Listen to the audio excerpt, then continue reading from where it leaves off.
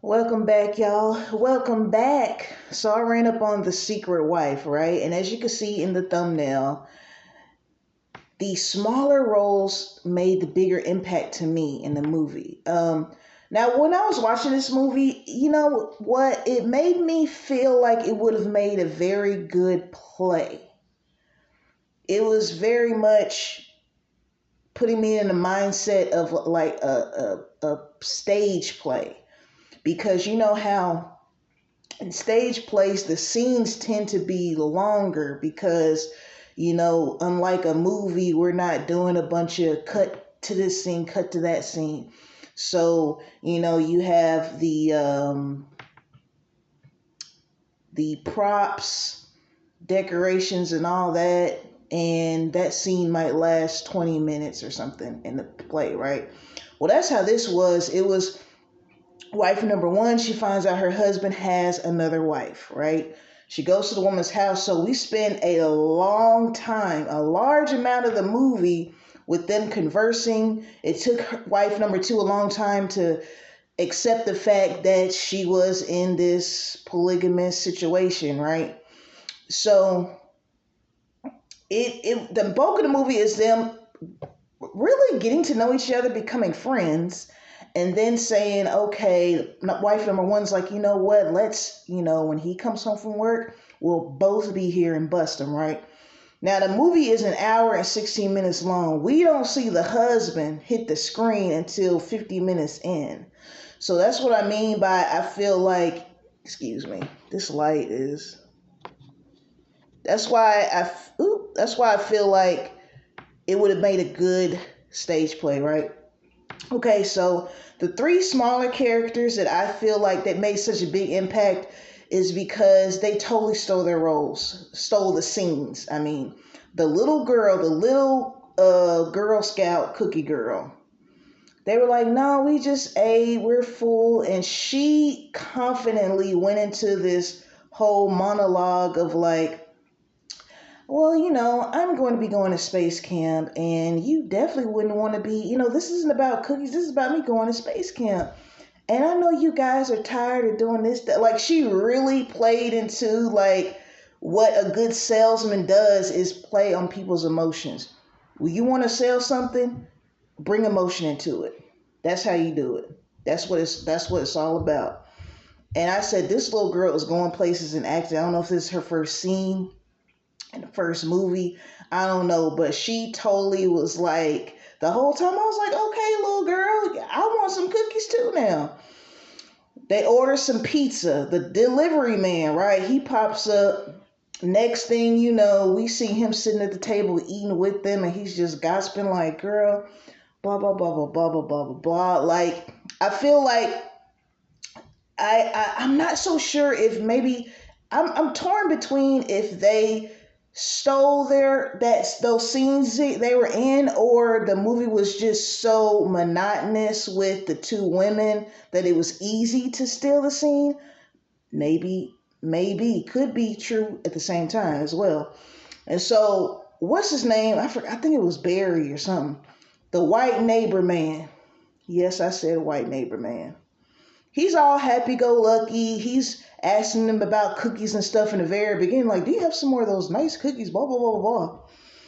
So he comes in again after wife number one shoots the husband, because the husband comes home after 50 minutes in. And they were actually on board at first for being like some sister wives to him, right? They love him so much. He hits him with a, oh man, that's wonderful. Well, there's this other chick I met, and I'm thinking she could be wife number three. Wife number one said, F all that, points at takes the gun out, shoots his ass. Now, I wasn't expecting that because this was not was, but this is a comedy, right? I wasn't expecting anybody to die. Even though in comedies people die, but I'm trying to explain it. Like, there are like horror comedies where people literally get slashed to death and it's funny. But I didn't expect that to go in this movie, if you get what I mean. I didn't expect a death. So They grab his body, roll him up in carpet, and of course his wound is bleeding out. So here comes a happy-go-lucky white guy, and he's like, y'all got a little mess going. They're like, yeah, we spilled some tea. He said it looked like blood. This man pops off. You know, a good way to bury a body is blah blah blah blah blah on some Jeffrey Dahmer shit, right? And looking at him like, and then he just goes, okay, good night. Like, you got bodies. I thought. See, at first, when I first saw him, I was kind of like, this dude, he's going to be the annoying neighbor, you know what I'm saying, peeking through the windows. That was a good surprise at the end that he was like, yeah, you know, he was basically like, listen, that's a dead body, don't play with me. Now I can give y'all some tips on how to halfway get away with this shit, but that's not wine, okay? So, with this being a comedy, The Two Wives, right? I can say this. I felt like wife number one she wasn't funny to me all the time, but I felt like she was funnier. Like the little movement she would do, her little head. And she looks like the way her legs look, as far as being like really toned, she looks like she's probably a dancer in real life. You know how, like, Simone Biles, for example, she's got them strong built legs, those strong, nice shoulders, and she's, you know, a gymnast. That's how wife number one was. And so and plus the way she moved her body, like the little ticks and stuff, to me, it reminded me of Dancer. It was giving very much, you know, she might be on the balance beam here and there. Wife number two, I feel like her trying to be funny was forced sometimes. To me, it just felt kind of forced. A lot of people don't understand this or realize this, but comedy is actually hard to do.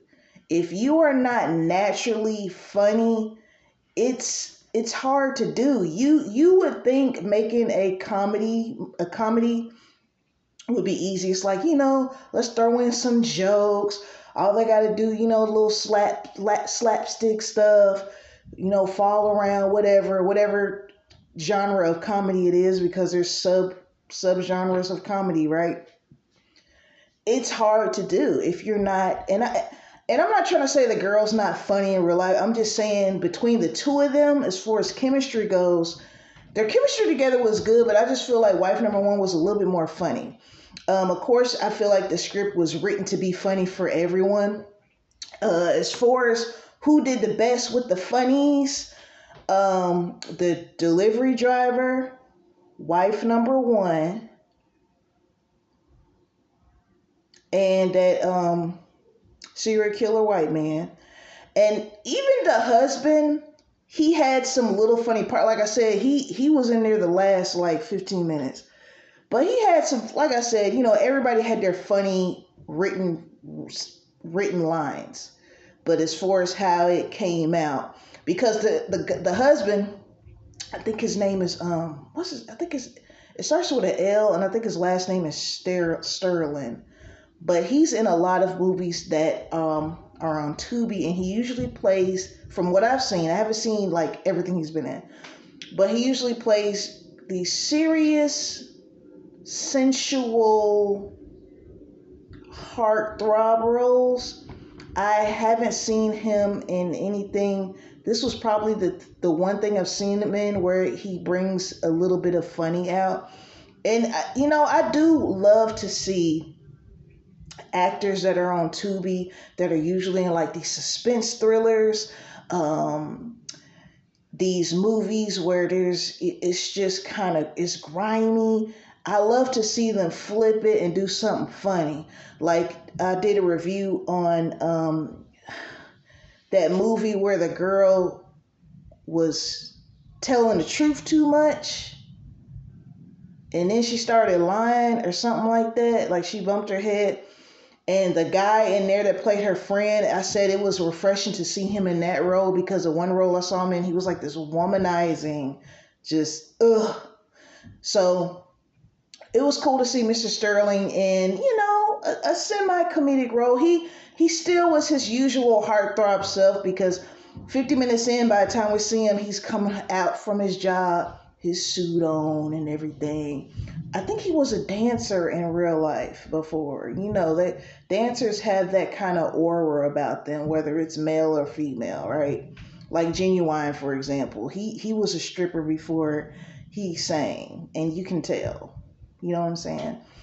So The Secret Wife, let me know what you think about this. It's not too often that Tubi promotes comedy. I'm not gonna say they don't have a lot of comedies, but they don't. When I press in because I'm always logged in. So when I type in Tubi and it pops up, it's usually some thrillers, some suspense thrillers, a little bit of horror.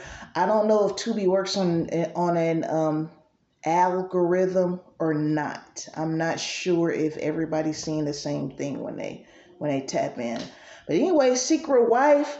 Let me know what you think about this in the comments. You like it? Do you agree with me on the smaller roles making a bigger impact than the main characters? Let me know. Shout out to my 100, I think it's 33 subscribers. Shout out to the rest of you as well who are not subscribed, but you know you can by hitting that button for me.